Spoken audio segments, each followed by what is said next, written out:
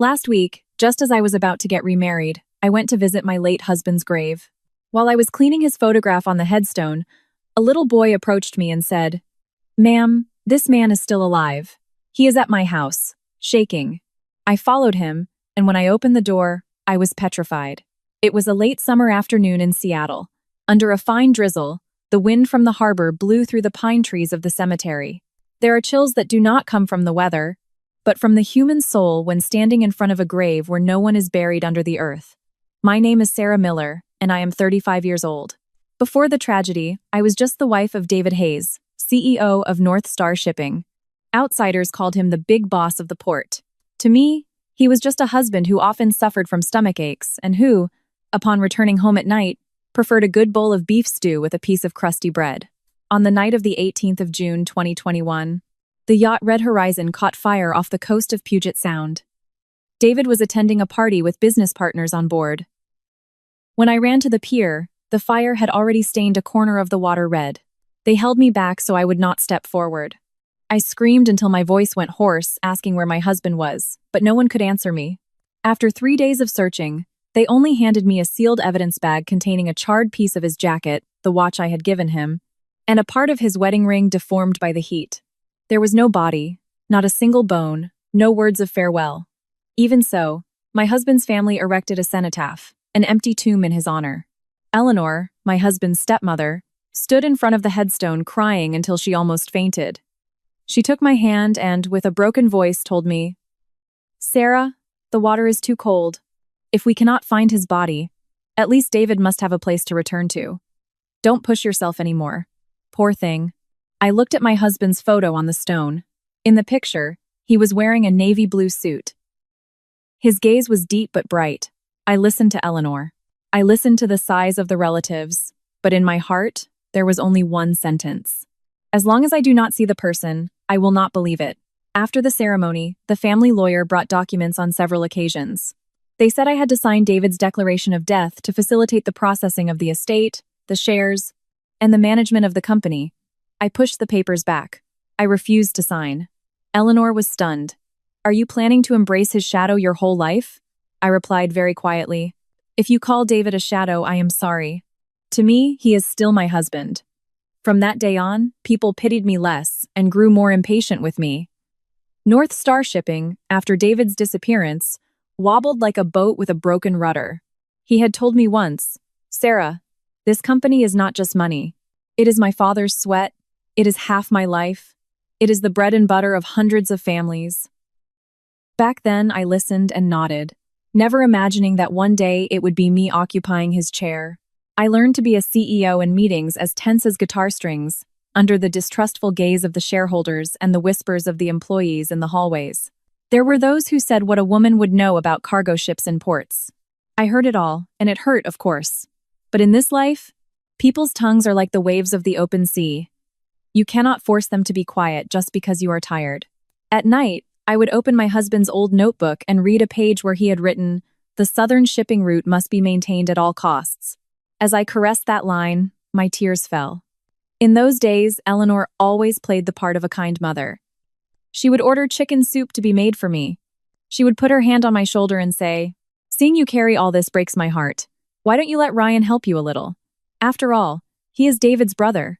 Ryan Hayes was my husband's younger half-brother. He was 4 years younger than David. Soft-spoken and in front of anyone, he called me sister-in-law with great sweetness. "Sarah, consider me family. I don't want to fight over anything. I just want to preserve North Star for my brother David." It sounded very proper, but David had warned me once. Ryan smiles a lot, but his eyes rarely do. Don't hate him, but don't trust him either unless there is paper and ink involved. At the time, I joked with him, saying that being a CEO made him see everyone as a contract with hidden trap clauses. He let out a loud laugh and replied that caution is never a bad thing, especially with those who sit at your own table. 3 years passed, and I continued to religiously visit his empty grave. Every time I cleaned his photo, I told him how the company was doing. As long as I could stand on my 2 feet, North Star Shipping would not fall into the hands of strangers. That morning, I entered the boardroom on the 17th floor of the corporate headquarters. Through the glass windows, the Seattle port looked blurry from the rain. At the head of the table was David's chair. In 3 years, I never felt it belonged to me. I placed my hand on the backrest and heard my heartbeat very clearly. David, I murmured, until you return. I do not have permission to give up. The memorial dinner for my father-in-law's passing that year fell on a day of heavy rain. The Hayes family estate in an upscale neighborhood had its lights on early. In the courtyard, the rain dripped from the pine trees onto the brick paving. In the kitchen, the aroma of smoked brisket, roasted potatoes, mac and cheese, and a classic American pot roast rose deliciously. When he was alive, Thomas Hayes loved that the dinner in his honor featured all the traditional comfort foods.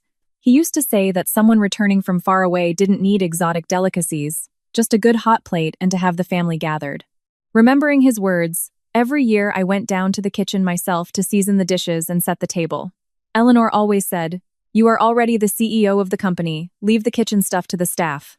A woman who is too capable also suffers. Her words sounded compassionate, but every letter seemed to have a tiny hook. I just smiled and replied, "He liked homemade food. I will do what is in my hands." Eleanor was sitting at the round dining table in an elegant dark velvet dress, her hair pinned up, passing a pearl necklace through her fingers. Seeing her, anyone would think she was the perfect mother, the devoted second wife of the household. But after 3 years living alone in that house, I understood that there are tears that do not fall out of pain, but at the exact moment they are needed to soften others. Ryan arrived later than the rest. He wore a crisp white shirt, brought a bottle of expensive bourbon, and upon entering, bowed his head before the portrait. "Dad, I arrived late. Don't hold it against me. Lately, there is a lot of work at the company." He said it loud enough for everyone to hear. I, who was placing a glass on the table, stopped for a moment. Yes, there was a lot of work, but largely because everything had gotten complicated since Ryan's people appeared in the departments. Eleanor wiped the tears from her eyes and said, "Seeing that you two still take care of North Star, I am sure your father rests in peace." Ryan turned to me with a soft voice. "Sarah, you have lost a lot of weight these days. If David saw you putting everything on your back, he would die of sorrow." I looked at him and answered, "I can still do it." He smiled slightly. "I know you are very capable, but a shipping company is not something a single person can sustain. You are a woman, and you just suffered a massive blow. I just fear you will burn out." That sentence sounded like concern, but in the middle of a family dinner, in front of the relatives, it was equivalent to saying that I did not have the strength to retain my position. "Ryan is right," an uncle chimed in. "No matter how smart a woman is, she needs a man to back her up. Sarah is young. Maintaining the whole Hayes empire is very difficult." I left the silverware on the table, and before I could speak, Eleanor sighed. "Sarah, I tell you this from the bottom of my heart. I thank you for taking care of the company for David, but Ryan is also a Hayes. He is David's blood brother.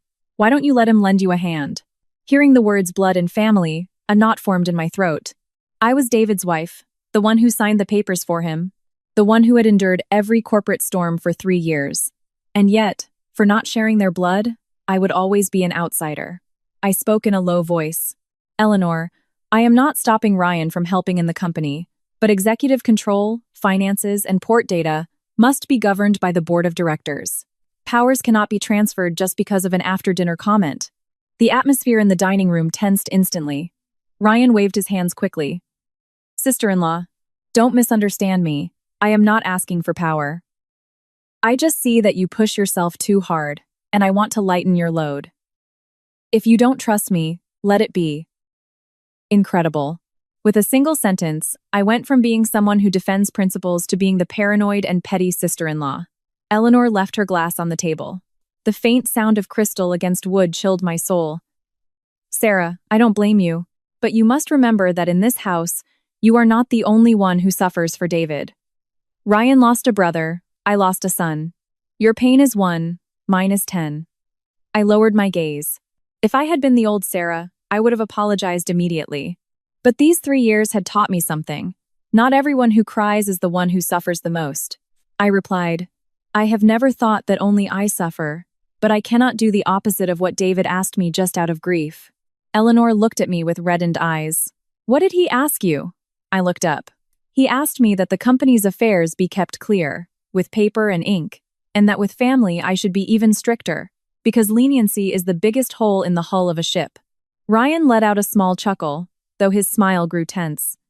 David was always so careful, sometimes too much, turning his family into strangers. That sentence sent a shiver down my spine. I watched him as he leaned over to serve his mother a piece of brisket, as if he hadn't said anything serious. The dinner ended in forced awkwardness. The relatives left, and Eleanor went upstairs to rest. I went down to the kitchen to help the housekeeper clean up. As I passed through the back hallway, I heard Ryan's voice on the porch. Yes, let the pressure build. The more she tries to hold on, the more impatient the shareholders will get. Don't squeeze too hard just yet. I stopped dead in my tracks behind the wooden door. I didn't hear what was being said on the other end of the line, only Ryan lowering his voice. Relax. She is a woman who has spent 3 years clinging to her husband's grave. A couple of articles in the press will be enough to make people doubt her. I squeezed the dish towel I was holding in my hands. Outside, the rain beat against the roof. Inside the house, the aroma of dinner lingered, which seemed warm, but in reality, it chilled me to the bone. I turned around in silence, without going out to confront him. An old proverb says, "You can know a person's face, but not their heart." However, sometimes the heart doesn't need to show itself completely. A single crack is enough to see how dark it is inside.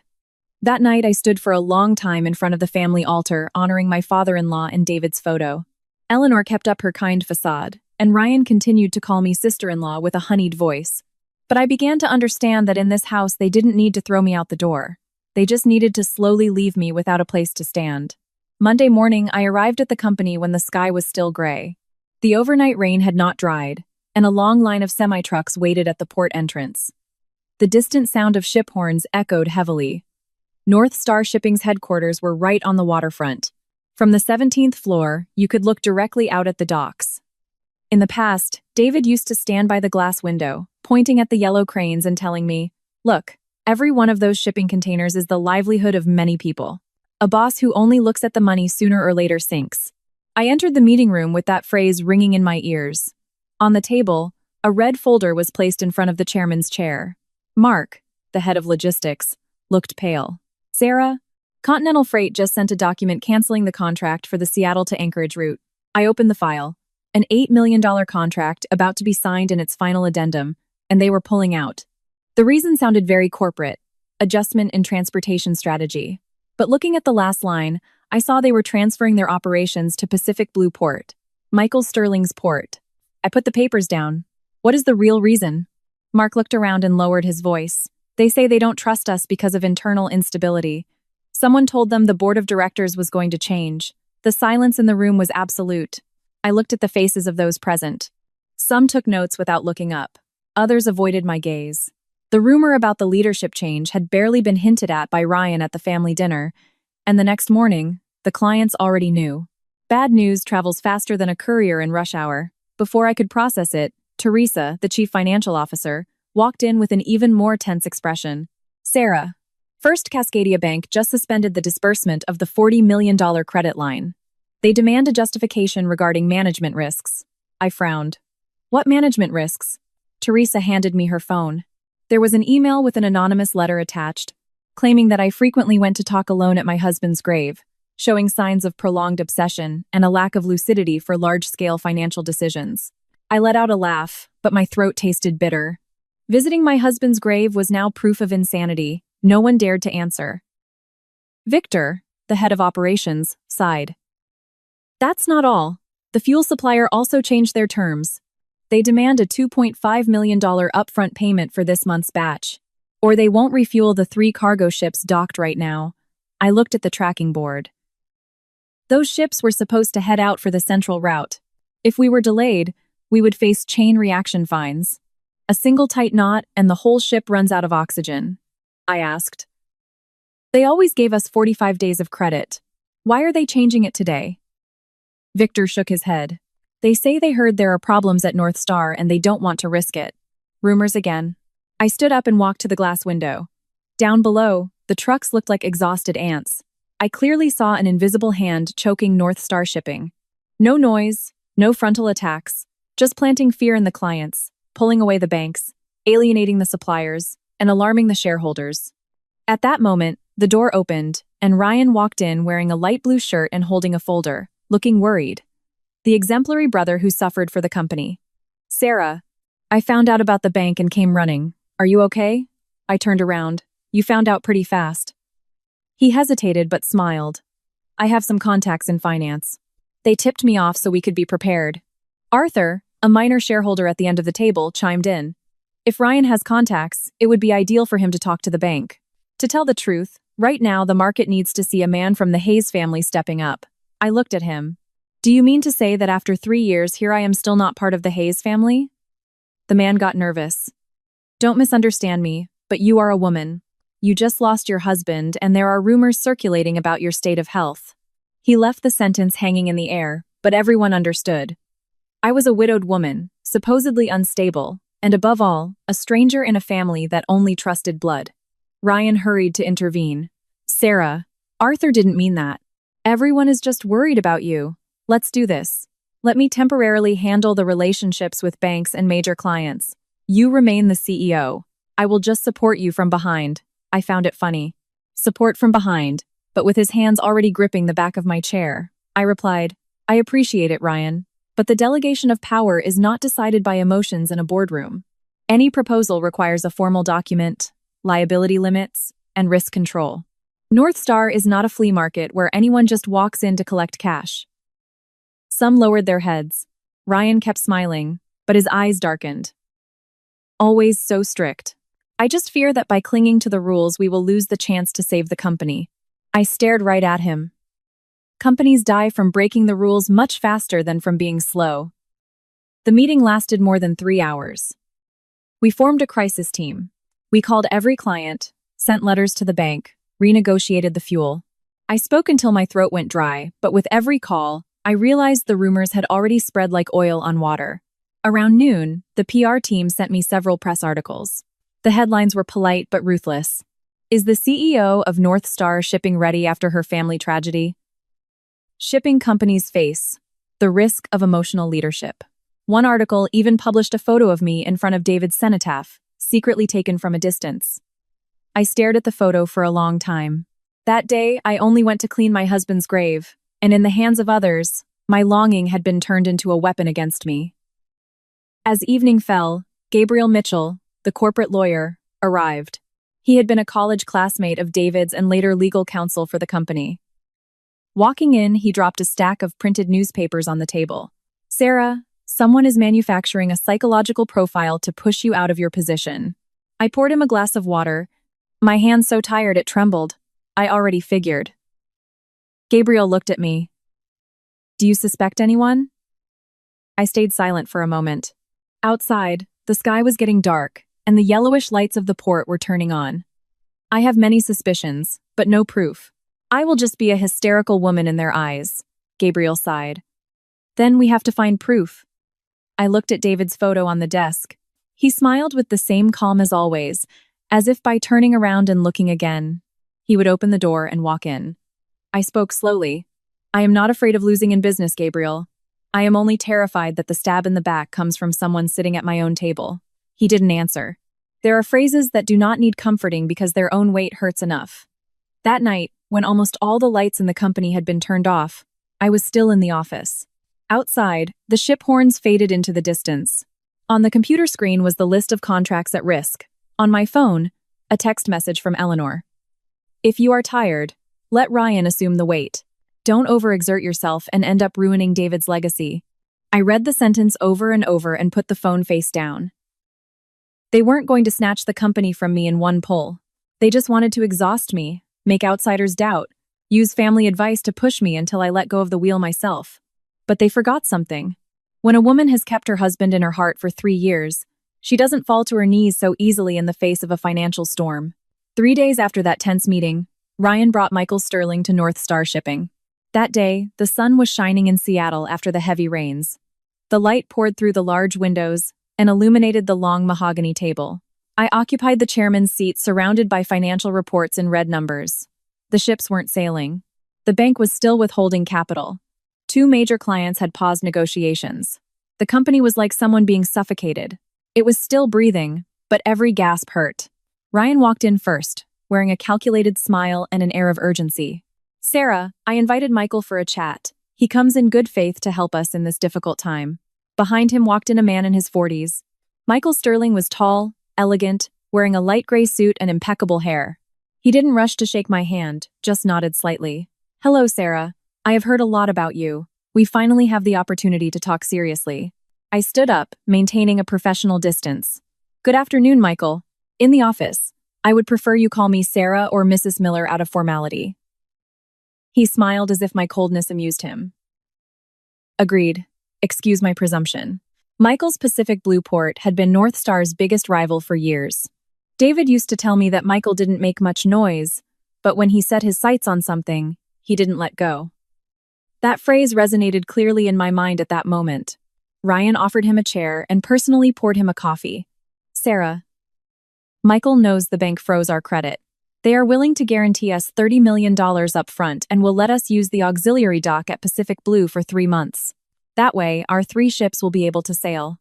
I looked at the proposal on the table. The conditions were perfect. So perfect they were absurd. Low interest rates, flexible terms, minimal port costs. In this life, free cheese is always sitting on a mousetrap. I asked, "And what does Pacific Blue ask in return?" Michael intertwined his fingers on the table, speaking slowly. "For now, a strategic alliance. North Star has the fleet and international clients. Pacific Blue has the port, warehousing, and cash flow.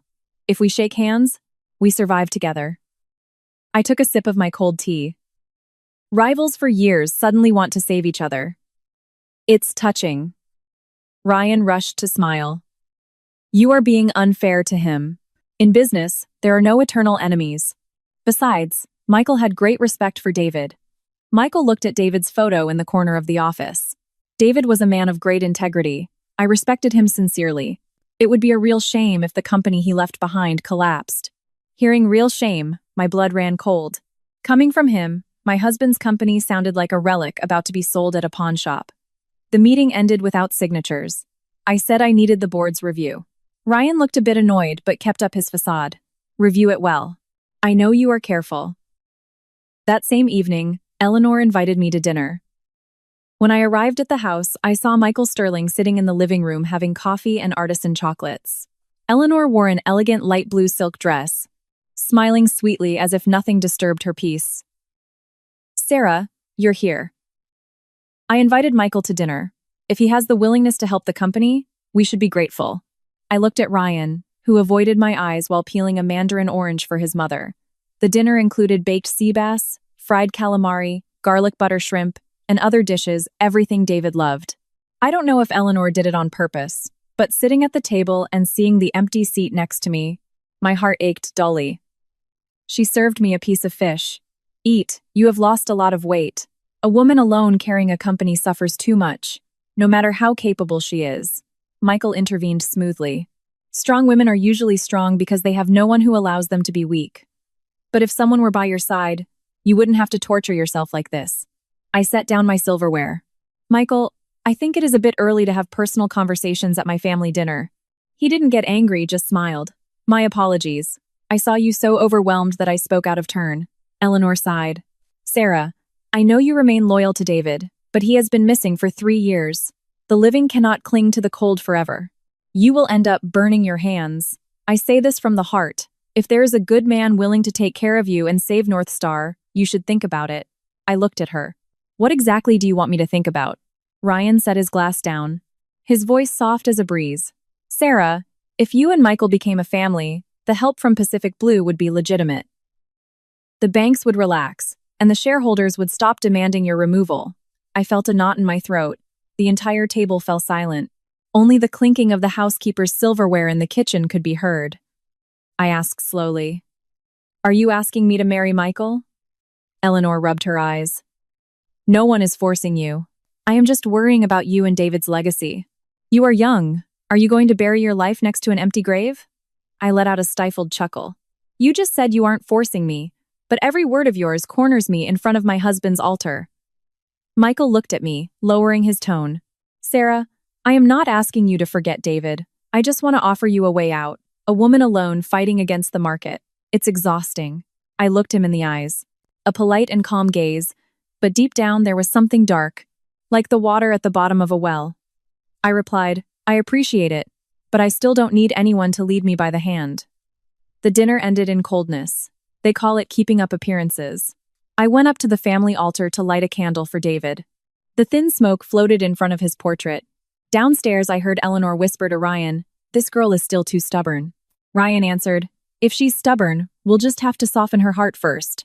I stood motionless in front of the altar, watching the red wax drip. They say fire tests gold and adversity tests people. But I began to understand that in the Hayes family, adversity did not come alone. Someone was lighting the fire to force me to thank the arsonist.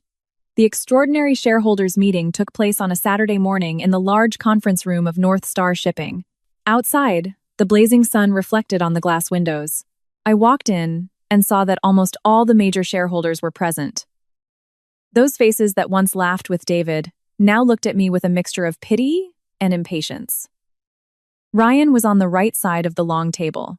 In front of him was a thick stack of documents. He stood up when he saw me, using his honeyed tone. "Sarah, take a seat. We all just want to hear the plan to save North Star." I pulled out my chair and sat down. "Then, let's begin." Arthur, a veteran shareholder, took the floor. As an old friend of my father-in-law, he maintained some respect. "Sarah, I speak to you with sincerity. These past years you have maintained the company with effort, but the situation has changed. The ships are stopped, the bank is holding the money, contracts are being canceled. If liquidity doesn't come in, North Star won't survive." Another chimed in, "We need stability. You cling to David's disappearance, and it is understandable that your mental state is affected. But the company doesn't run on feelings." I stared right at him. "Explain to me exactly how my mental state affects my decisions." He coughed awkwardly. "It's not a specific decision, it's your image as a leader. The press publishes it, partners read it.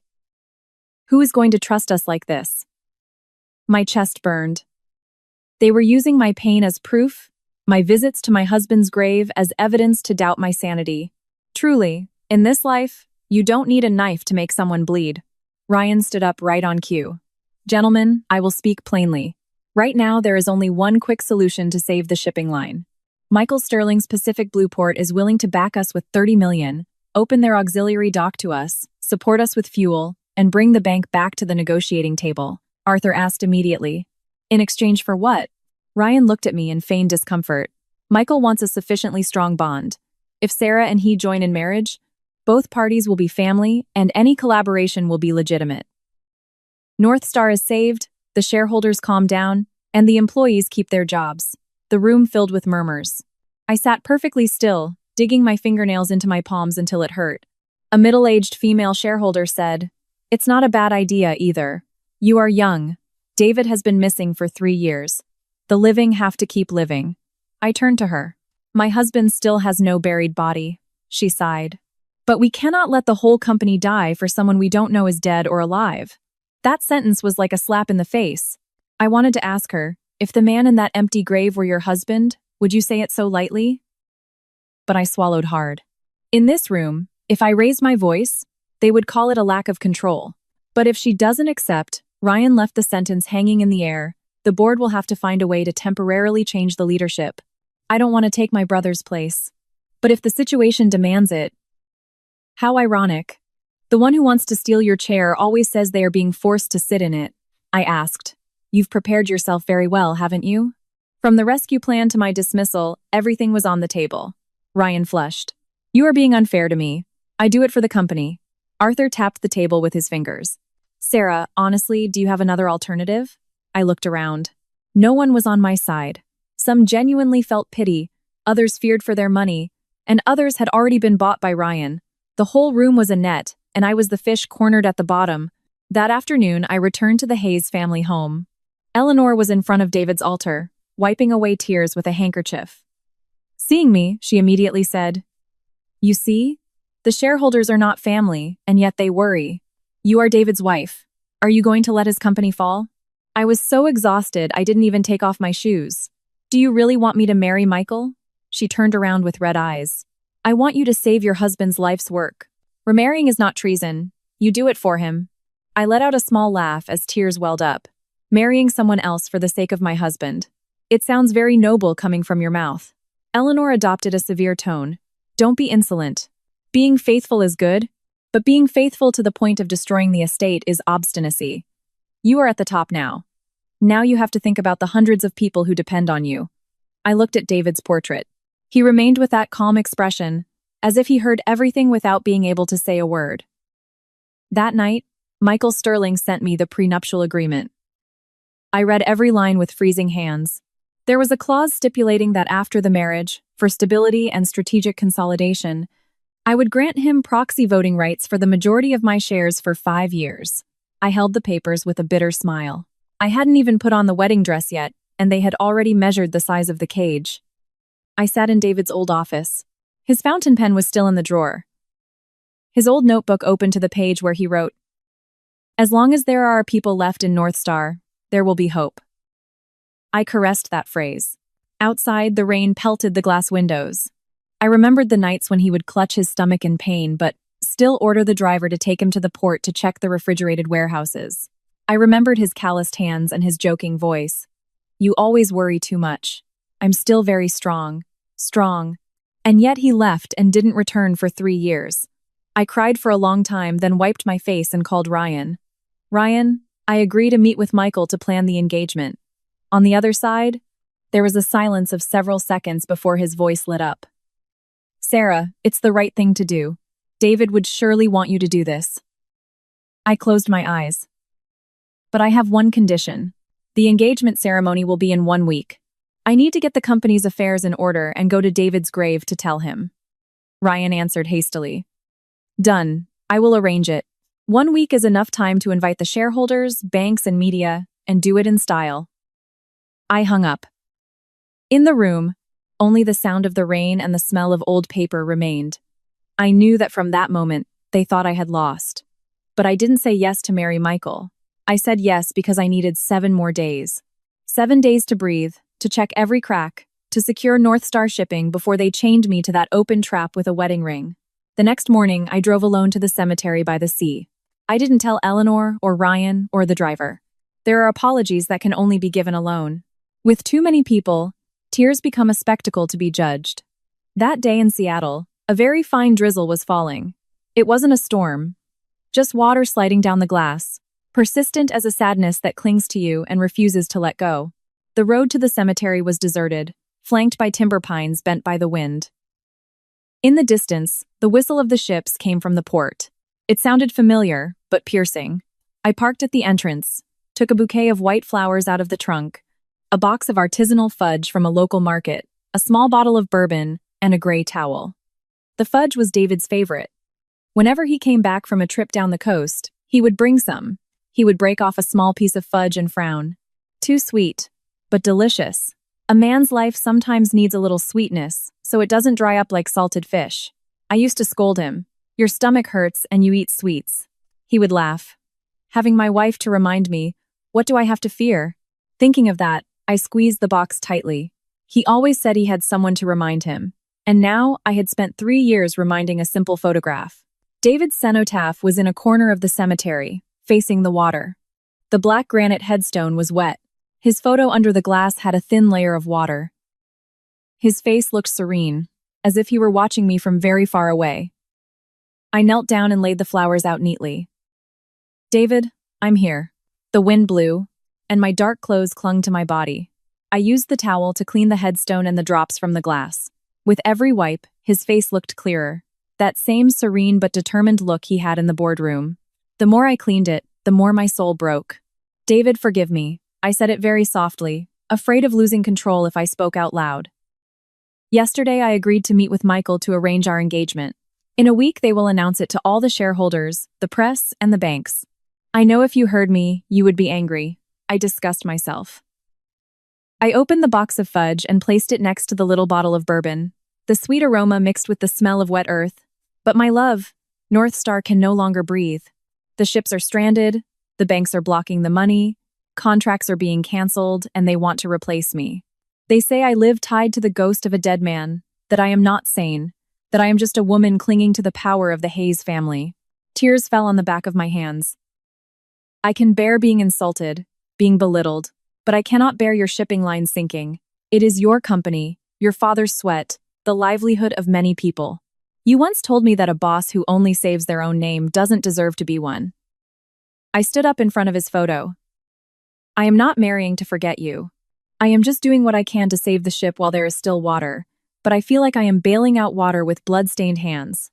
I stayed like that for a long time. The rain soaked through my clothes, and my knees grew numb against the cold stone.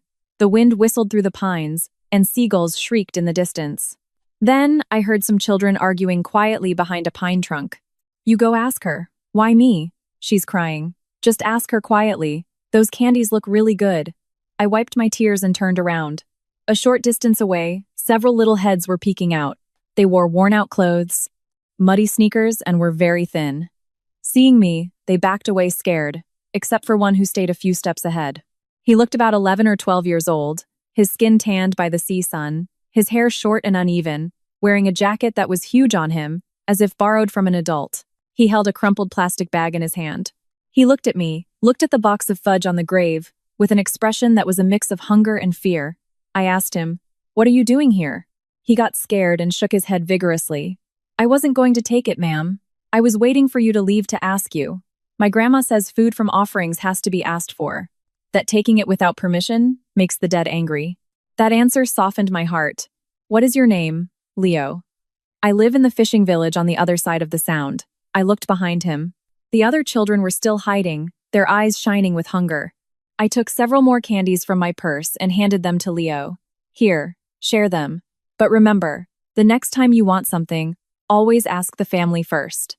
Leo received them with both hands, making a very polite bow. "Yes, thank you, ma'am."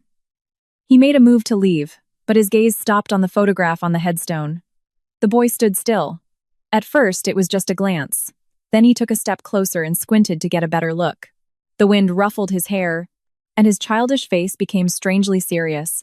I felt my heart skip a beat. "What are you looking at?" Leo pointed to David's photo with a hesitant voice. "Ma'am, is the man in the photo your husband?" I swallowed hard. "Yes, my husband." He scratched his head and looked at me, and then at the photo again. His lips trembled as if he was afraid I would scold him if he said something inappropriate. "But it's just that this man looks a lot like Uncle Seven, the one who lives at my house." I froze. The drizzle kept falling. I felt my heartbeat pounding against my ribs. I asked with a hoarse voice, "What did you just say?" Leo hugged his little bag of candies to his chest, speaking softly. "I said the man in the photo looks a lot like Uncle Seven, the one who lives at my grandma's house." I looked at the boy in front of me and felt as if the sea wind had struck me directly in the chest. A poor kid asking for candy could say anything at random. Kids seeing a resemblance in people is common, but for some reason, his sentence made my legs turn to ice. I tried to keep my voice as calm as possible. "Who is Uncle Seven? Tell me more." Leo looked toward where his friends were hiding. Perhaps he was afraid of talking too much, or that I would get angry for comparing a deceased person to someone alive. "Uncle Seven lives at my grandma's house. He's not from our town. My grandma rescued him in the marshlands a long time ago." My heart beat faster. "How long ago?" Leo frowned, counting on his dirty fingers. "A long time. I was in 3rd grade, now I'm going into 6th. It must be about 3 years." 3 years! Hearing those 2 words sucked me back to the night of the yacht in flames. 3 years since David disappeared. 3 years since they erected a grave with no body. 3 years living like the guardian of a door that I didn't know would ever open. I asked, "What is Uncle Seven's real name?" Leo shook his head. "We don't know. My grandma gave him that name. When she saved him, he didn't remember anything. You ask his name and he doesn't know. You ask where he lives and he doesn't know. He just grabs his head and shakes." I swallowed hard. "What happened to him?" "He was hurt really bad, ma'am.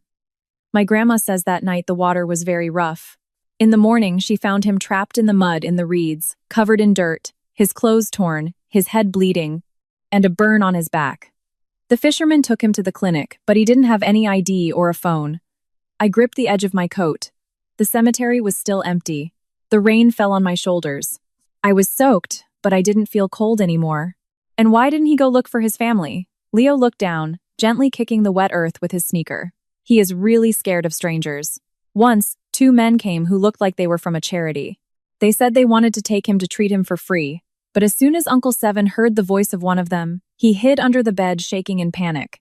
My grandma thought it was weird and wouldn't let them take him. A knot formed in my throat. If that really was David, Then someone had already looked for him. And not to save him, but to take him who knows where. I got down to Leo's eye level. Look closely at this photo. Does Uncle Seven really look like the man in the picture? Leo walked closer to the headstone. He looked at David for a long time. The expression of a candy-craving kid vanished, replaced by genuine confusion. He looks a lot like him, ma'am. But Uncle Seven is thinner, darker, with patchy beard growth, and his hair is longer. The one in the photo is very clean. He looks like a rich man. My Uncle Seven looks like a sailor the waves have beaten up a lot. I felt a pang of pain. The man who once wore tailored suits in front of shareholders, who commanded silence in the boardroom with just a look. If he was still alive and was as Leo described, I didn't dare to imagine it. I asked him with a trembling voice, "Does he have any marks on his body? A scar? An injury or something he always keeps?" Leo looked up instantly. "Yes. Behind his left shoulder, he has a long scar. My grandma says he got burned or cut with a piece of iron. And he has a broken, burned watch. The strap is almost broken off. But if anyone touches it, he gets really mad. Once I hid it from him to play a joke, and he couldn't find it. He spent the whole afternoon sitting on the porch with red eyes. My grandma gave me a huge scolding. She told me that even if we are poor, we cannot play with other people's memories." My ears buzzed, a scar behind the left shoulder. When David was 32, a worker got trapped in a refrigerated warehouse at the port. David ran to pull him out, and a piece of burning metal struck his back. I was the one who applied ointment to that scar for weeks, and the charred watch was my birthday gift. After the fire, they told me they had found a watch of his among the debris, but what they gave me in the sealed bag was just the destroyed face, with no strap. I was too devastated to think clearly and ask why it wasn't complete. I dug my fingers into the stone next to the grave. Does he ever say anyone's name? Leo tilted his head thoughtfully. The rain formed little droplets in his messy hair. Yes, ma'am. When he has nightmares, he says a name. Even though I don't hear it well, I think he says Sarah. I closed my eyes and tears flowed without me being able to stop them. In front of me was my husband's empty grave, next to me a fisher boy with offering candies. And between those two seemingly unrelated things, a door that had been closed for 3 years had just swung wide open. I asked quickly, "Where is your town?" "On the other side of the Sound, following the coastal road. It takes more than an hour." "But ma'am," Leo hesitated. "What is it? Don't scare Uncle Seven. He is very afraid of people he doesn't know, especially people who wear black. Every time someone in black comes to ask questions, he hides." I looked at my dark mourning clothes. Suddenly, they felt as heavy as a tombstone on my chest. If that man was David, what kind of terror had he lived through for 3 years for a simple color to terrify him? I took off my dark coat and stuffed it into my purse. I took some cash out of my wallet and handed it to Leo. "Here, buy food for the kids. But please, don't tell anyone you are going to take me to see Uncle Seven. Not even your friends." Leo didn't take it right away. He looked at the money and looked at me. "My grandma says we shouldn't accept so much money from strangers, because then we'll be in debt." My chest hurt. A kid so poor he had to eat grave offerings, and yet he maintained so much dignity.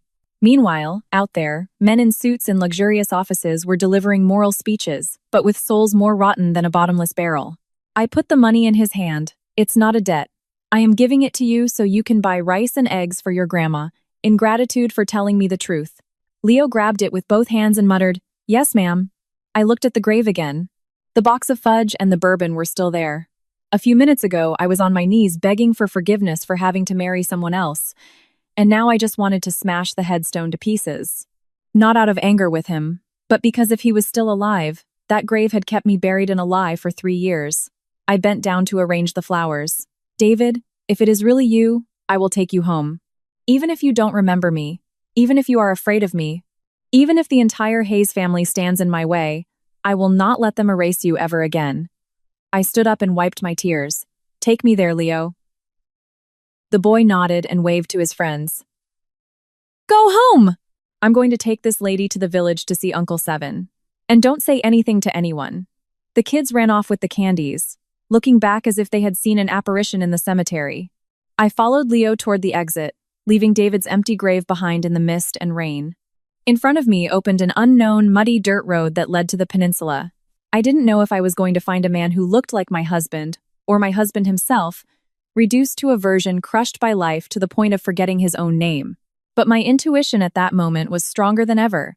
These past 3 years, I hadn't been crazy. I was the only one who refused to believe the lie the Hayes family wanted me to accept. Leo guided me down a small path behind the cemetery. It was damp and sticky dirt, marked with deep tire ruts. I, used to heels in boardrooms, had to roll up my pants, holding onto the rotting fences along the way.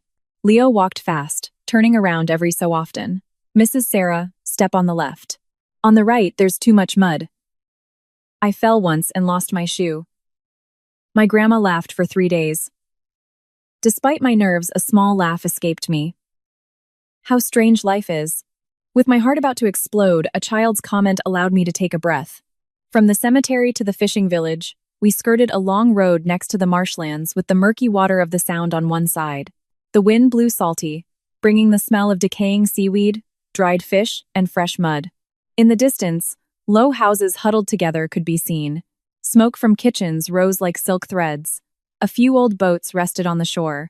Faded nets full of patches hung on clotheslines in the wind. Leo chattered along the way. My town is very poor, ma'am. When the water is calm, there are fish. When there's a storm, we stay home mending nets. My grandma always says that even if you are poor, you shouldn't cheat anyone. That's why at the cemetery we only asked, we didn't steal. I looked at the boy's thin back with a tight heart. Some children are so poor they depend on offerings to eat, but they preserve their integrity. Almost an hour later, we reached the last house in the village. A low dwelling with an old corrugated metal roof. On the porch, small fish were drying in the sun. An old woman with white hair and a hunched back was cleaning vegetables. Seeing Leo, she lifted her head. "You're back. Why did you take so long?" Leo ran inside and spoke hurriedly. "Grandma, I brought this lady. She says the man in the photo at the cemetery is her husband, and that he looks just like our Uncle Seven." The old woman stopped chopping the vegetables. Her eyes, though clouded by age, cut like switchblades. She looked me up and down without inviting me in. "Who are you looking for?" I gave a deep bow of respect. "Hello, ma'am. My name is Sarah Miller. I am looking for my husband, David Hayes. He disappeared 3 years ago in the Red Horizon yacht fire. Leo told me there is a man here who looks like him." Granny Rose stayed silent. The wind moved the hanging fish, making them clatter against each other. A while later, she asked, "Are you sure you want to find him?" Sometimes there are those who find what they are looking for and cannot bear it. That sentence made my heart skip a beat. I replied, "I will bear it. If he is truly my husband, no matter what he has become, I will accept him." Granny Rose looked at me for a moment and sighed. I am Granny Rose. 3 years ago, after a night of a massive storm, I went with some neighbors to the shore, and we found a man washed up in the reeds. He was purple, bleeding from the head, with half his back burned. "Did you take him to the hospital?" "Sure, we took him to the local clinic. They registered him as an unidentified male with severe head trauma, burns, and unstable mental status. But a few days later, 2 men showed up. They said they were from a charity association and wanted to take him to treat him for free." Granny Rose grimaced. "I may be poor, but I'm not blind. They dressed like benefactors, but they had the eyes of thugs. Besides, 7, upon hearing the voice of one of them, crawled under the bed shaking like a fish out of water. I saw things looked bad, so I told them he had died and we had buried him." I felt a chill down my spine. And they believed it? Not entirely, but in a fishing town, it's easy to get in and hard to get out if the people don't want you to. We are poor, but if someone messes with one of our wounded, we don't just stand by and watch. They snooped around for a few days and disappeared. Leo chimed in. "Uncle Seven is very good, ma'am. He knows how to mend nets. He makes kites for me. But he's very afraid of fire. If someone lights a big bonfire, he grabs his head." I asked with a voice I barely recognized as my own, "Where is Uncle Seven?" Granny Rose looked toward the back of the house. "He's mending nets on the back porch. But don't lunge at him. Strangers scare him, especially if they cry and yell his name. If you scare him, he will run off into the wetlands, and I won't be able to stop him." I nodded repeatedly. "I understand. I am just going to look at him. I won't scare him." The old woman led me through the small kitchen. There was a pot of fish stew boiling. The smell of onion and pepper was comforting. Through the back door, I saw a man sitting under the overhang, his head down, mending a torn green net. His shoulders were much bonier than before. His hair brushed the nape of his neck. His skin was tanned by the sun.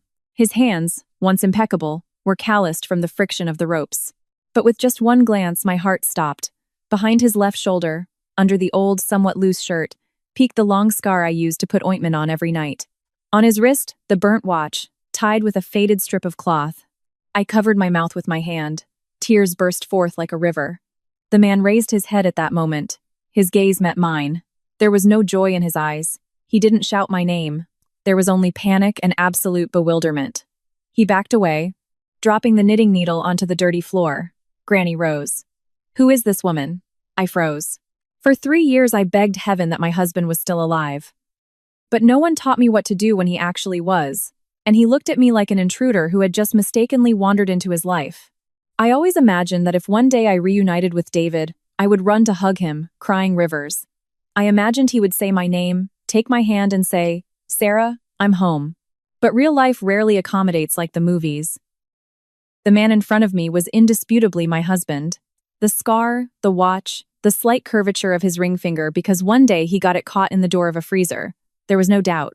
And yet, his eyes were completely empty. He backed away and shrank behind Granny Rose. The net needle remained on the floor. He looked at me as if I were going to sink him back into the sea. "Who is this woman?" Hearing that phrase hurt so much, my face went numb. Leo stood next to me and said softly, "Uncle Seven, this lady says you look like her husband." David began to shake his head, breathing heavily. "No, I am not. I don't know her." I took a half step forward out of pure instinct. David. Upon hearing that name, he covered his ears. His body began to tremble, and his eyes grew bloodshot. "Don't call me that. Don't say that name." Granny Rose raised her hand to stop me. "Mrs. Sarah, don't pressure him. Names he doesn't know terrify him." Once I asked him where he was from, and his head hurt so much, he fainted on the porch. I stopped dead, dropping my arms, not daring to step any closer. Never in my life had I felt so useless. My husband was right there, just a few steps away, but the distance between us was deeper than the 3 years of his empty grave. I tried to swallow my cries. "Sorry, I won't scare you anymore." David looked at me with distrust. His gaze swept over my leather purse, my mud-stained shoes, and he backed up a little more. "Go away. I don't know you." That sentence was spoken softly, but it felt as if someone were cutting my skin with a dull knife. The man who had slept by my side, who made me herbal tea when my stomach hurt, who used to say with a laugh that if anyone messed with his wife, they'd have to deal with him. Now he was telling me he didn't know me. Granny Rose took me back to the kitchen and poured me a cup of herbal tea. "Don't take it to heart. Ever since he got here, he's been afraid of a lot of things. Fire, the smell of diesel, the sound of iron doors, men shouting. Once they burned trash nearby, and he hid under the cot hugging his watch, trembling. I sat on the threshold of the door, speaking with a thread of a voice. "Mrs. Sarah," Leo said in a whisper. "Sometimes Uncle Seven talks in his sleep and says, 'Don't push me into the water, I'm scared, and I don't dare call for help.'" I squeezed the hot cup in my hands, but my soul was frozen. "Have you ever asked him if he remembers anything?" Granny Rose shook her head. "Asking causes him pain. I am old and I don't have a medical degree, but I know that you cannot force memories out of a man with a head injury. He is like a tree that the storm uprooted. If you want it to live, you have to support it slowly.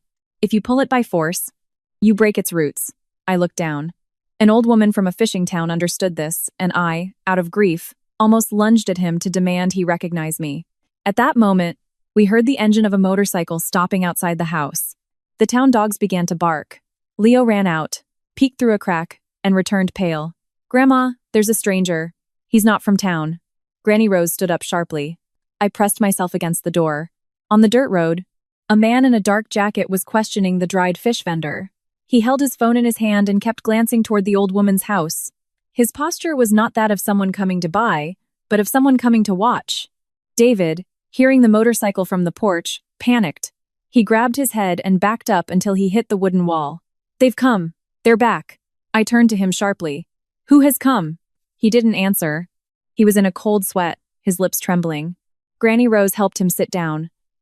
There. Don't ask any more, Mrs. Sarah. Maybe it's the same ones from last time." I immediately called my lawyer, Gabriel Mitchell. He answered quickly, "Gabriel, I found him." On the other end, there was total silence. I kept speaking, trying to maintain my composure, but he has lost his memory. He is in a town near the peninsula. Strangers have shown up. I need to get him out of here right now. But we can't make it public yet. Gabriel lowered his voice. Don't tell the Hayes family or anyone at the company. I'll contact Frank. Keep him there. We'll be right over. I hung up. I called Frank, who had worked with my father-in-law since North Star started. Hearing my name, he asked directly, Sarah, is something seriously wrong? Frank, I need a discreet car and a driver you trust completely to go out to the Olympic Peninsula. Don't tell anyone. He only replied, I'm on my way. Without asking a single question. Experienced people don't waste time on curiosity. While we waited for the car, Leo went to the backyard to find some shoes for David. When he returned, he picked up a piece of plastic dirty with mud near the fence. It must have fallen from the stranger when he was snooping around the back. Mrs. Sarah, whose is this? I took it. It was a broken parking token. The name could still be vaguely read. Pacific Blue Port. Michael Sterling's port. I wrapped the token in a tissue and hid it deep inside my purse. A first thread had just been exposed. For 3 years, I thought I was just looking for my husband. That night I understood that someone else was also looking for him, but to make sure he never came back. When Frank's car arrived, it was already dark. David flat out refused to get in. He looked at the dark SUV parked in the alley and shot me a defensive look. No, I'm not going. They are going to catch me. I stood at a safe distance, lowering my voice. You don't have to trust me, but if you stay, the bad men are going to come. Granny Rose and Leo will go with you. I won't touch you, I promise. He looked at the old woman like a lost child. 7, listen to me. Let's get out of here. I'm going with you. Leo also grabbed his hand. Uncle 7, I'm going too. We won't leave you alone. Finally, he nodded almost imperceptibly. In the car, Granny Rose and Leo sat next to David in the back seats. I rode shotgun. I didn't turn around too much so as not to upset him.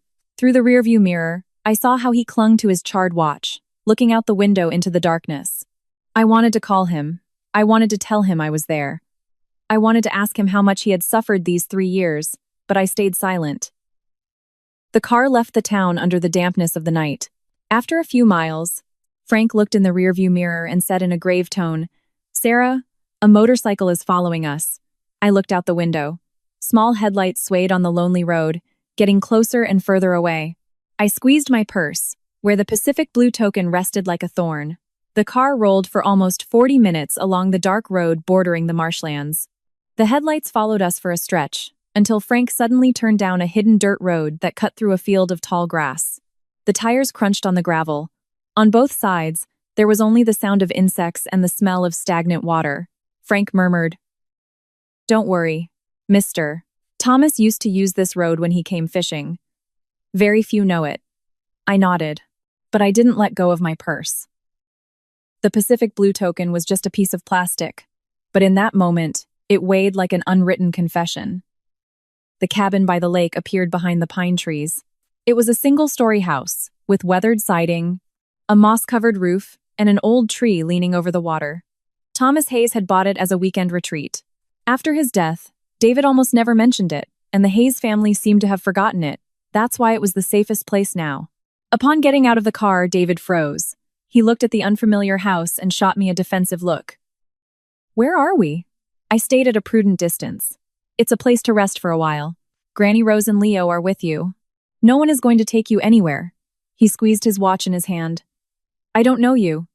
I heard the same phrase for the second time, and it hurt just as much, but I just nodded. I know. Think of me as just someone who helped your grandma bring you to a safe place. The old woman shot me a look of deep pity. She helped David go inside, speaking to him sweetly. 7, let's go inside to wash your face and eat some soup. I'm here. No one is going to hurt you. Leo ran after him, turning around to tell me, Mrs. Sarah, don't be sad.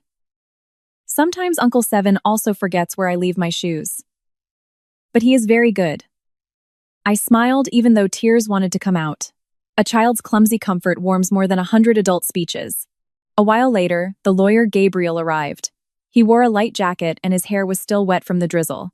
Seeing David huddled in a corner of the house, he stopped dead, and his lips trembled. David. David jumped, grabbing his head. I quickly pulled Gabriel out to the porch. Don't call out to him suddenly. It terrifies him. Gabriel took a deep breath, his eyes reddening. I'm sorry, Sarah. I didn't imagine it was really him. I looked inside. David was sitting by a small fireplace. Granny Rose handed him a bowl of stew. He gripped the spoon very slowly, with a clumsiness that shrank the heart. Gabriel, if I announce now that he is alive, what will happen? Gabriel shook his head firmly. You can't. He is not lucid. He has no ID. He's been living under another name for 3 years. Ryan's faction could argue that you hired an imposter to cling to your position. In the worst-case scenario, they could erase all the evidence before we manage to act. So, I stay quiet. It's not about staying quiet, it's about speaking at the exact right moment. It was hard to hear, but he was right. In this life, sometimes to save your loved ones, you have to swallow your screams. If you make too much noise, the snake will hide in the grass. Almost an hour later, Dr. Claire Adams arrived. She was a trauma psychologist that Gabriel called in an emergency. She didn't wear a white coat, just a light gray sweater, and spoke very slowly. She sat at a distance from David, without staring at him. You can call me Claire. Today I'm not going to ask you who you are. I just want to know if your head hurts, if you sleep badly, or if something scares you. David looked at the old woman. Seeing her nod, he answered in a very low voice. I'm afraid of fire. Claire didn't pressure him. She just took notes and said softly, It's okay to feel fear. We don't have to stop being afraid today. I, from the doorway, heard such a simple sentence and felt my chest tighten. These 3 years I only wanted to bring my husband home. But now I understood that the first thing he needed wasn't to return, but peace. After examining him, the doctor spoke to me in private. He has symptoms of PTSD and dissociative amnesia. It is likely that his memories haven't completely disappeared, but the brain blocked them to protect itself. Don't force him to recognize you as his wife. Don't touch him if he doesn't give you permission. If you want to protect him, you first have to become a safe haven for him. I looked at my own hands, those hands that David had held tightly on our wedding day. Now, to be able to touch him, I had to ask permission from his own fears. That same night, Frank brought supplies: rice, eggs, canned goods, medicine, and clean blankets.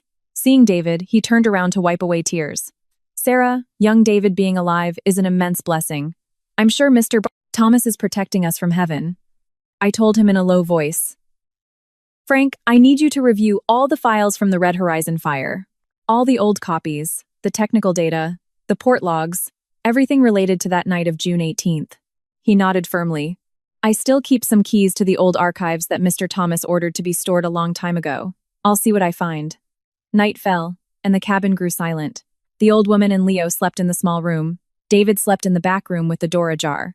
I sat on the porch, listening to the gentle lapping of the lake water hitting the wooden pilings. My phone suddenly lit up. It was a message from Ryan. Sarah, Michael has chosen the Grand Emerald Hotel. In a week, we will have the ceremony in style. Remember, you have your dress fitting tomorrow. Shortly after, a message arrived from Michael Sterling. In a week, you will no longer have to carry everything alone. I read the 2 messages and then looked toward the room where my husband slept under the name of Uncle Seven. I replied to Ryan, I'll go. But before the ceremony, I want both parties to open their financial, operational, insurance, and port data files for an audit regarding the merger. A wedding is for life, and a merger is the future of the company. Everything must be transparent. 10 minutes later, Ryan answered, Agreed. How cautious you are. Sounds good to me. I'll arrange it. I put down the phone. In the eyes of the public, I was the defeated woman about to dress up to get engaged to my husband's rival. But in this hidden cabin, my husband was still alive. And from the moment Ryan agreed to open the files, the steel trap they had set for me began to crack. I looked at the blackness of the lake and murmured, David, this time I won't let them bury you again. The next morning, I returned to North Star Shipping, keeping the most serene expression possible. No one knew I hadn't even slept 2 hours, nor did they know that in a cabin facing the lake, David was still alive, startling at every creak of the wood. I got into the elevator and looked at myself in the metallic mirror. I looked strange. My eyes were puffy and my lips pale, but my back had to remain straight. Being a daughter-in-law in that family was already difficult, but being the wife of a man the world had declared dead was even more so. And being a wife who, having found her husband, had to pretend to prepare to marry someone else, fate is sometimes a relentless screenwriter. As soon as I reached the 17th floor, I saw the PR department running back and forth. On the large screen in the lobby, financial portals showed new articles. North Star CEO opens up to love again after family tragedy. Pacific Blue and North Star, heading for historic merger. I read those lines and let out a bitter smile. They said I was opening my heart, but in reality, I was preparing to open the dust-filled drawers from 3 years ago.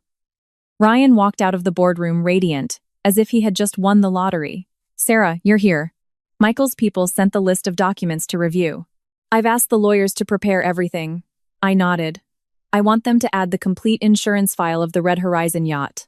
The shift logs from that night, the departure authorizations, the fuel log, the maintenance reports for the fire alarms, and the security tapes from the old vault. Ryan's smile froze. Why are you going to dig up something so painful? That case is closed. I looked at him with a monotone expression. Since Pacific Blue wants a strategic merger, we have to review all past risks. You wouldn't want the shareholders to say tomorrow that we hid debts, litigation, or problems with the insurance, right? Ryan was silent for a second and then smiled again. You're so meticulous. Agreed. I'll tell them to open the old archive. He turned around, and as he walked away, I noticed how he quickly clenched his fist and then released it. Someone who isn't afraid of a file doesn't react like that. Around noon, Michael arrived with his team of assistants. He brought a large cream-colored box that he placed in front of me. I chose an engagement dress for you. I hope you like it.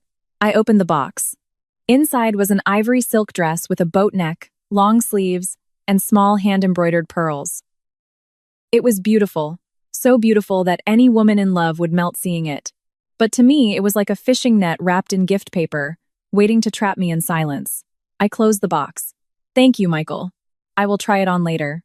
He tilted his head a little. Still so distant. In a week, we will be family, I replied. In a week, it will be in a week. Today, we are still in the boardroom of North Star. Michael smiled, but his eyes remained cold. I like how strict you are. Only a woman like that can maintain an empire. I looked at him directly. I hope you are just as strict with your paperwork. The atmosphere turned freezing. Ryan hurried to intervene. Come on, it's a happy day. Don't get defensive, Sarah. Michael understands. He always does everything to the millimeter. David was like that too. Hearing my husband's name from his mouth, my stomach churned. The man who hurt him, or at least knew about it, pronounced his name with a tone of family affection. There are people with skin so thick that not even the rain manages to get them wet. In the afternoon, Gabriel Mitchell arrived as a consultant for the audit. He wore a gray suit, briefcase in hand, and the calm of someone who knows nothing. As soon as he entered my office, he lowered his voice. Sarah, I reviewed the prenup. That clause about the proxy voting rights is extremely dangerous. By signing it, Pacific Blue will practically control North Star. I held up my copy and laughed dryly. So, they want to tie me to the company using a wedding ring. If you object after the wedding, they will say you signed it of your own free will. I laughed again. Free will while they drown you. It sounds highly legal. Gabriel placed another stack of papers on the desk. Frank let me know that he remembered something. Your father-in-law ordered backup copies of the Red Horizon cameras to be stored in the port's warehouse. Not many people know they exist. I stood up instantly. To open the warehouse, you need company authorization, right? That's right, and a valid reason. I looked at the audit list in front of me. Then we will use the excuse of the merger. I will sign the order to open the old archive under the pretext of verifying pre-merger risks. Gabriel looked at me. Be careful. Ryan must suspect something by now. I know. But if we delay, he'll manage to hide the evidence. At dusk, Eleanor called me. I put her on speakerphone while I signed documents. Sarah, I heard you want to open the fire file. You are going to start a new life. Why dig up the past and the pain? I answered Eleanor. Precisely because I'm going to start a new chapter. Everything must be clean. I don't want them to say I brought a company full of dark debts into my new marriage. She went quiet. Women shouldn't ask so many questions. If someone saves you, show gratitude. People will say you are ungrateful, someone who doesn't know how to receive her good luck. I looked at David's photo on the table. The luck that comes my way. Let me decide it, ma'am. I hung up on her before she could say more. For the first time in 3 years, I felt no guilt about hanging up on my mother-in-law. Around 6:00 p.m., Ryan brought me a very thin folder. Sarah, this is what maintenance found. The Red Horizon thing happened a long time ago. A lot of things got damaged by the heat. I'm sure there's nothing important. I flipped through a couple of pages. Key documents were missing. I looked up. Ryan, I need the originals. Not something that's already been filtered. His smile faded slightly. You don't trust me. I set down my pen. Company affairs don't run on trust, but on paper and ink.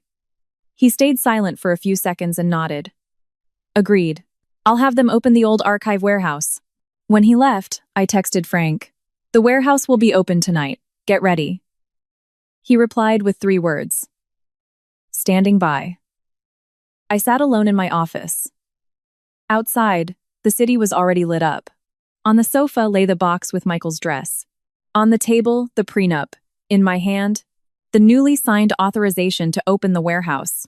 That wedding dress was supposed to be my sentence, but they never imagined that the same day I pretended to accept it, the first door to the truth they hid from me for 3 years was beginning to open. That night, I left the office when almost the entire building was dark. My heels clicked dryly in the marble hallways. In my hand, I carried the order to open the old archive. That paper was light, but to get it, I had to feign docility in the face of a matrimonial trap. Frank was waiting for me in the underground parking garage. He wore his old jacket, still with that motor oil smell so characteristic of the docks. Sarah, I already let Paul know. The security guard for the old archive. He's one of Mr. Thomas's loyal men, totally trustworthy. I nodded. Let's go, Frank. The night is long, but those who want to cover their tracks surely aren't sleeping. The old archive was in the technical zone near Pier 3, where empty shipping containers formed dark alleyways. The night wind whistled through the mooring cables. The room was the size of a small kitchen. The walls were yellowing. On one side, there were metal filing cabinets. On the other, dusty boxes of old tapes. Paul, the guard, received us with the blinds half closed. Mrs. Miller, Frank, I can only open it for 2 hours. Tomorrow morning, the maintenance guys will notice someone came in. Frank patted him on the shoulder. 2 hours is enough. Just make sure nobody is snooping around. Gabriel, the lawyer, was there too. He brought evidence bags and a small video camera to record how we extracted the documents. He didn't say much, just reminded us that everything we took had to be clearly recorded. If it was handed over to the police, it had to be clear where the evidence and the video came from. I stood behind Frank, watching Paul open each old filing cabinet. The sound of the key turning in the lock sounded like dry metal. Shortly after, he pulled out several boxes of security tapes, logbooks, fire alarm schedules, departure manifests, and a sealed folder with the logo of the Yacht Times Red Horizon, year 2021. Just seeing Times Red Horizon 2021 times made my eyes sting. Paul inserted one of the tapes into a portable player. The old screen showed a grainy image of the yacht's lower hallway. The night of June 18th began to unfold before me again through those blurry frames. At 8:31 p.m., a waiter walked by. At 8:48 p.m., David appeared at the end of the hall, holding a glass of water, walking unsteadily. I held my breath. Pause. Paul stopped the image. It wasn't crystal clear, but I recognized his silhouette, leaning to one side, with his left hand over his stomach, just like when his gastritis flared up. Behind him walked a man in a waiter's uniform with his head down. Gabriel noted the time in his notebook. At 9:02 p.m., the screen suddenly went black. Frank asked Paul to check other cameras. The hallway, the engine room, the access to the lower deck. All of them turned off in the same interval. Paul said with a trembling voice, "This wasn't because of the fire, ma'am. The fire started almost an hour later. This kind of blackout means someone cut the feed on purpose." Gabriel asked, "For how long?" Frank checked the printed log and answered with a heavy voice, 47 minutes. I felt a shiver down my spine. 47 minutes is nothing in a whole lifetime, but it was enough to take a man to the lower level, turn off the alarms, get a body off the ship, and turn my husband into a dead man in the eyes of the world. Paul checked the fire alarm log. On the yellowed paper, it clearly read that the aft zone alarm had been manually deactivated at 8:59 p.m., right before the fire started. I asked, "Who has authorization to turn it off?" Paul looked at the internal codebook and turned pale. This special code is only given to the chief engineer or very high-level people. Here it says the one who used it was Ray Davis, the technical assistant, who is very close to Ryan. After the fire, this guy quit, and rumor has it he moved down south. Gabriel took photos of all the documents instantly. I gripped the edge of the table, digging my nails in until it hurt, but I didn't let go. Frank opened the port departure manifests. At 16 p.m., a small auxiliary skiff left the area where the yacht was anchored. But in the official reports of the accident, that skiff was never mentioned. In the blurry video from a distant angle, you could see two figures aboard the skiff and a long bundle covered by a tarp in the center. I looked at that bundle under the tarp and felt as if ice water had been poured onto my chest. What was that? No one answered. Because deep down, we all knew that under that tarp was probably David. Gabriel placed all the papers, copies of the tapes, and logs into the sealed bags. He pronounced every word clearly. As of right now, these are no longer the hunches of a wife. They are criminal evidence. I wanted to cry, but the tears didn't come. There are truths that, when they are so close, empty you completely instead of making you cry. Close to midnight, I took the copies of the videos and papers to the cabin by the lake. Dr. Claire was already there. I didn't want David to see the images yet. But Claire told me that if we played very brief snippets, without violent scenes, we could try always stopping at the slightest sign of panic. David was sitting in a wooden chair on the porch. Hearing me arrive, he looked up and then looked down again to keep observing the charred watch in his hand. He still didn't call me by my name, but he no longer avoided me. Just like the first day, I placed the portable screen at a distance. Can you watch this for a bit? If your head hurts, I'll turn it off immediately. He looked at Granny Rose. She nodded, and he slowly turned his eyes toward the recording. It showed David walking down the hallway. He frowned, gripping the armrests of the chair. When the skiff and the covered bundle appeared on the screen, his lips began to tremble. Oil. Claire spoke to him calmly.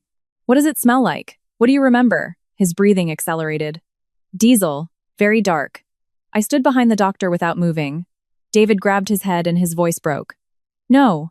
Don't throw me, Ryan. I felt as if a dagger was driven into my chest. Claire turned off the screen immediately and approached, but without touching him. Stop right there. You are in a safe place. With Granny Rose, with Leo. There is no fire. David hunched over himself. Sweat dripped onto the floorboards. Granny Rose put a clean towel over his hand. 7. Breathe, son. I turned my face away. And then, finally, I started to cry. Not out of weakness, but because Ryan's name had just come from my own husband's lips. It was no longer just a suspicion of mine. That night, when David finally fell asleep out of sheer exhaustion, I stayed on the porch looking at the dark waters of the lake. On my phone, Ryan had texted me. Sarah, remember the dress fitting tomorrow. Michael is very excited. I read it. I turned off the screen. Tomorrow I would go try on the dress. Tomorrow I would smile and let them think the net was closing around me. But those 47 missing minutes had returned. And this time, they would drag every single person who buried my husband alive out into the light. The morning of the 5th day, I didn't go to the company. I said I was going to try on the dress and check on the event preparations. Ryan sent me a sickly sweet message. You get some rest. I'll take care of things at the office. I read it and felt disgusted. To kick someone out of command, sometimes you don't have to shout. You just kindly pull their chair away and tell them to rest. Gabriel picked me up in a silver sedan, not the usual company car. He handed me a baseball cap and a mask. Sarah, today we are going to see 2 people. Old Pete, the mechanic who checked the secondary systems of the Red Horizon, and Laura, the waitress from the main lounge that night. I asked, are they still in Seattle? Pete is, but he quit the trade. Lives in Ballard. Laura moved to Tacoma and opened a small diner. Both received money after the fire. I looked out the window. The morning streets were full of traffic, but in my chest, there was only a freezing emptiness. From who? Gabriel answered quietly. Through Ray Davis, Ryan's buddy. Old Pete's house was at the end of an alley with moisture-covered walls. Work clothes stained with oil hung by the door. Pete, about 60 years old, gray-haired and somewhat hunched, refused to speak as soon as Gabriel handed him his card. I don't know anything. I already talked to the cops. It was an accident. Don't come back. I pulled down my mask. Pete, I am David Hayes' wife. He froze, looked at me with bloodshot eyes, and immediately looked away. I offer my condolences. But there's no point in stirring up the dead. It only brings pain. I showed him the screen of my phone with the photo of David sitting in the cabin. A profile picture, thinner, with grown-out hair, but where the scar and the burnt watch were perfectly visible. Pete looked at it and started to shake. The glass of water on the table fell to the floor with a sharp crack. Mr. David, Is still alive? I looked at him without blinking. Alive, but without his memory, terrified of fire and the voices of strangers. During these 3 years, you have been able to sleep in peace. The man slumped into a chair, covering his face with hands weathered by grease and engines. A tough man crying like a child. I thought they were just smuggling goods. I swear to you I didn't know they were going to kill someone. Gabriel turned on a recorder and placed it on the table, maintaining his calm. Tell us everything from the beginning. Only the truth. Pete confessed that before that night, Ray Davis gave him $20,000 in exchange for slightly shifting the angle of the hallway camera and turning off the aft zone alarm for a few minutes. Ray told him they were going to move some sensitive cargo and didn't want any record of it. Pete was poor. His wife needed dialysis. He had debts. The money was too much, and his conscience gave way. I finished my shift and got off the boat before 9 p.m. When I heard about the fire the next morning, I almost died of fright. Ray told me that if I opened my mouth, my family would pay the consequences. Later, he gave me a little more money and forced me to declare that there was a thermal failure in the sensors. I asked, "Do you have any proof?" He stood up shakily, moved a loose floorboard under his bed, and pulled out an old flip phone wrapped in plastic. I didn't dare use it or throw it away. There are several text messages from Ray here. I kept it just in case. I knew I did wrong, but I was also afraid that one day they might try to silence me. Gabriel placed the phone in an evidence bag using a handkerchief. Leaving Pete's house, I didn't say a single word. There are truths that, upon hearing them, don't relieve the weight, but rather give shape to the wound. That same afternoon, we went to find the small diner in Tacoma. Laura, the waitress, recognized me instantly. She was serving some drinks. The tray trembled in her hands, and she turned pale. "I'm not seeing anyone. Leave." I approached her and lowered my voice.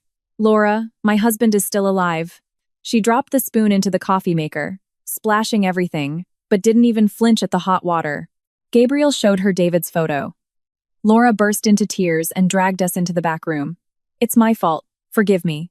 I failed Mr. David and you." I sat across from her. "Tell me, what did you see that night?" Laura wiped her tears with her apron. "That night, I was serving the guests in the lounge. A maintenance guy gave me a glass of water to take to Mr. David because he said his stomach hurt. I didn't suspect anything. I just did my job. A while after he drank it, he got very pale, holding onto the wall, and could barely walk." Her words choked up, twisting her hands. "I saw 2 people take him downstairs. One was a waiter, the other was dressed in dark clothes and stayed behind. I didn't dare look too much. I asked, 'Did you see Ryan?' Laura bit her lip. I didn't see Ryan's face clearly, but I recognized his voice. He said, 'Take him down first. Don't let anyone see him.' I won't forget that voice. My chest tightened with pain. And then what? After the fire, they came looking for me. They gave me $10,000 and told me to move out of Seattle and never come back. They knew my brother is a deep-sea fisherman. They threatened me, said if I talked too much, my brother might have an accident at sea." She covered her face, crying. "I was a coward. I took the money. I told myself that since he was already dead, I wouldn't save anyone by opening my mouth. But these 3 years, every night I dream about that hallway. I dream about Mr. David leaning against the wall, pale, while I did nothing. I closed my eyes. $10,000 to buy silence, $20,000 to twist a camera, and 3 years of a man's life thrown into the mud like an anonymous garbage bag." Gabriel wrote up a statement right there. He told Laura, just as he had told Pete, "From today on, you cannot be alone. The firm will put you in a safe house and process witness protection. If you want to redeem yourself, you have to be alive to speak at the trial." Laura nodded as her tears fell onto her apron. Walking out to the car, I saw a dark sedan parked across the street. The window rolled down for a second and rolled back up. Gabriel saw it too. He didn't say anything, just opened the car door for me. We pulled away, and at that instant, my phone buzzed. A message from Ryan. "Sarah, which store did you go to try on the dress? Michael told me they didn't see you at the boutique." I looked at that line of text that froze my blood. He had already caught the scent. I replied, "I went to see a private seamstress. Tomorrow I will stop by the hotel to see the ballroom." 3 minutes later, a message arrived from an unknown number. "The dead should rest in peace. The living shouldn't dig graves." I stared at the screen for a long time and showed it to Gabriel. He just said, "They are scared." I looked up at the road. For the first time in 3 years, the fear wasn't just in my heart. It was crawling toward those who thought they had buried it all under the ashes. The sixth day, I woke up when the lake was still covered by a layer of fog. The old cabin was unusually quiet. The distant crow of a rooster, the slight lapping of water against the posts, and the crackle of the fire Granny Rose was lighting in the kitchen. Everything was very subdued, as if they feared any sudden noise would scare David. Since he arrived here, he hadn't slept peacefully. Sometimes he woke up with a start, drenched in sweat, clinging to the charred watch. Other times he would just stare out the window at the dark waters, as if trying to rescue some memory washed away by the waves. Granny Rose would sit next to him and calm him down. "7, there's no fire, son. Grandma is here. Leo is here." Every time I heard that, I stayed outside the room, biting my lip until it bled. My husband was right there, and I couldn't hug him, or shake him, or say, "I'm here," to quench the longing of 3 years. Dr. Claire had been very strict. A mind that has lived in terror for so long is like a bird with a broken wing. If you want it to fly again, you first have to let it trust your hand again. That morning, the doctor arrived early. She didn't wear a white coat, just a light gray sweater and her hair tied back. In her hand, she brought a cloth bag. Inside, a piece of rope smelling of the sea, a scrap of dark cloth, a small speaker that played the gentle sound of waves, and David's watch. She placed each item on the wooden table, but without moving them too close to him. "Today we are not going to try to remember everything," she said slowly. "We'll just look a little, listen a little. If you feel bad, we stop immediately." David was sitting in the chair by the window. Granny Rose was knitting next to him.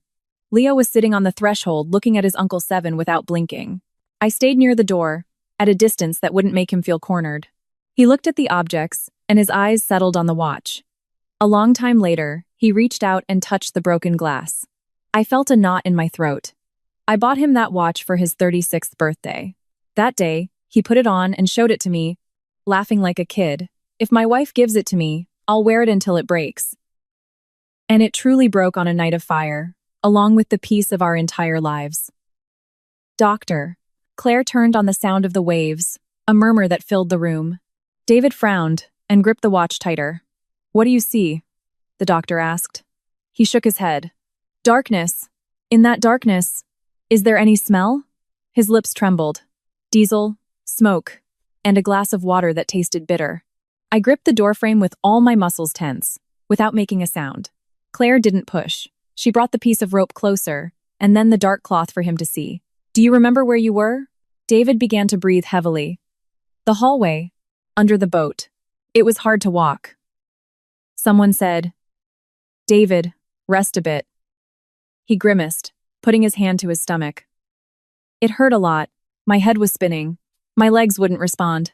Granny Rose stopped knitting. Leo held his breath. The doctor moved the dark cloth a little closer. As soon as David's eyes fell on it, his face lost its color. "They put a cloth over me." His voice sounded hoarse. I couldn't see anything. Someone was pulling my feet. The floor was freezing.